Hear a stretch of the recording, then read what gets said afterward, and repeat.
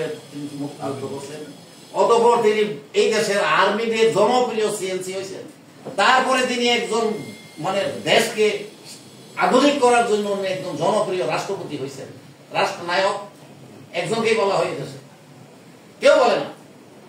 আওয়ামী লীগও কোনোদিন শেখ মুজিবকে রাষ্ট্রনায়ক বলে না। আমরা বিএনপির লোকেরা বলি, দেশের মানুষ বলে রাষ্ট্রনায়ক জিয়াউর রহমান, উনি রাষ্ট্রনায়ক ছিলেন এবং জনপ্রিয় একটা দল উনি গঠন করলেন বিএনপি বাংলাদেশে। 53 বছর ইতিহাসে আপনারা বলেন বিএনপির জনপ্রিয় দল কি দেশ আছে? বিএনপি জনপ্রিয় দল। হ্যাঁ, ভুল ত্রুটি থাকতে পারে, মানুষ কোনোদিন ফেরেশতা না। আমাদের বিএনপি আমাদেরও ভুল থাকতে পারে, হ্যাঁ ভুল থাকতেই পারে, কিন্তু কম্পেয়ার করলে দেখা যাবে যে বিএনপি বাংলাদেশের সবচেয়ে জনপ্রিয় দল। তো এই যে একটা জনপ্রিয় দল যিনি মানে বানায় রেখে গেলেন এবং তার জীবনের এই ইতিহাসগুলি, তো এইগুলি স্বাধীনতার 53 বছরে আমাদের ঐতিহ্যের মধ্যে তো ইতিহাসগুলি জড়াই গেছে এবং স্বাধীনতার 53 বছরের মধ্যে বাংলাদেশের সবচেয়ে গুরুত্বপূর্ণ সৃষ্টি বিএনপির জন্ম। কেন কেন বলে দিই, বিএনপির যদি জন্ম না হইতো তাহলে আপনার একদলীয় শাসন থেকে বহুদলীয় গণতন্ত্রে যিনি নিয়ে গেলেন, এটা শহীদ জিয়া, তিনি বিএনপির প্রতিষ্ঠাতা।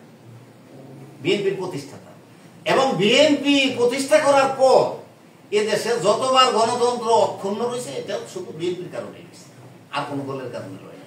আমি আপনাদের প্রমাণ দিয়ে দিই, বাক্সা তো গেলই, ওটা তো মানে শেষ হয়ে গেল। এরপরে যখন এরশাদ সাহেব আসলেন, এরশাদ সাহেব তো দেশের গণতন্ত্র, এরশাদ সাহেবের আমদানি ছিল কিন্তু মাসেল রাজনীতি, গণতন্ত্র এবং কালো টাকা, এই তো এরশাদ সাহেবের এই দেশের আমদানি।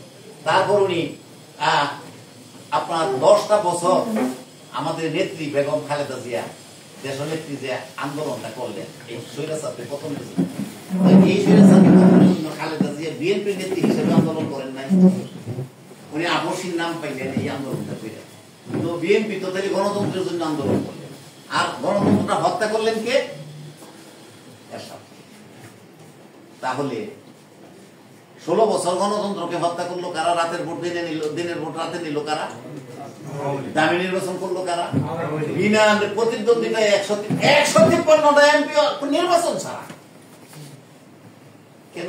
মানে ইমাজিন একটা রাষ্ট্র এইভাবে মানে নির্বাচন ছাড়া একটা দেশ চালাইবো, এমপিরা 153 জন, মানে কোন নির্বাচনই নাই, বিনা ভোটে।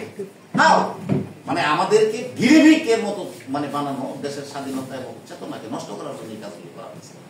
তো আজকে যতবার বাংলাদেশের গণতন্ত্র নষ্ট হয়েছে ততবারই বিএনপি গণতন্ত্রের জন্য আন্দোলন করছে।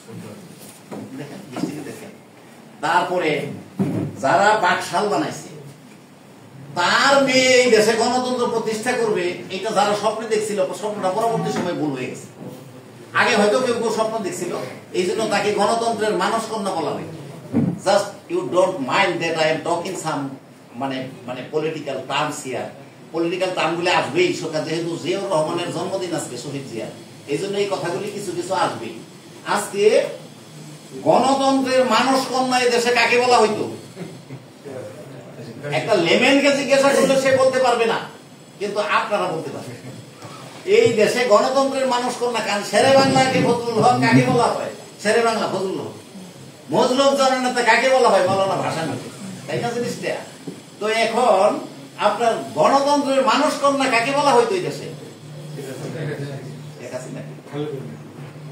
শেখ হাসিনা। গণতন্ত্রের মানুষ কন্যা।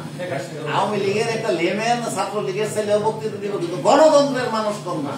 16 বছর আই ক্যান চ্যালেঞ্জ, আওয়ামী লীগের কোন লোক তাকে গণতন্ত্রের মানুষ কন্যা কয় নাই, তাকে বলে নিজে গণতন্ত্র থেকে সে আত্মহত্যা করছে অনেক আগে, কারণ সে গণতন্ত্র নষ্ট করছে, উনি গণতন্ত্রের মানুষ কন্যা হয় নাই। তো সুতরাং এই যে আপনার বাকশালের প্রতিষ্ঠাতা শেখ মুজিব, কথাটা ভুল না? ঠিক, বাকশাল তৈরি করছিল কি? আর বিএনপির প্রতিষ্ঠাতা Ziaur Rahman. What is the place in the history of the মানে প্রেসিডেন্ট মানে প্রতিষ্ঠাতা, founder of BAKSAL and founder of BNP, কার পজিশন কোথায় আছে ইতিহাসে? একদম সহজ সরল প্রশ্ন আপনাদের কাছে, বাকশালের প্রতিষ্ঠাতার পজিশন কোথায়? নাই ইতিহাসে রাস্তা করে। কেন নাই? কেন নাই? আজ পর্যন্ত এই দেশে বাকশালের সভাপতির জন্মবার্ষিকী, মৃত্যুবার্ষিকী, বাকশালের সভাপতিকে কেউ স্মরণ করে নাই, আওয়ামী লীগ না। তথাকথিত জাতির পিতা, তথাকথিত বঙ্গবন্ধু এই সমস্ত শব্দ ব্যবহার করছে। Have you ever known or listen to this name, this term, বাকশালের সভাপতির আজকে জন্মদিন? শুনছেন কোনদিন? বাকশালের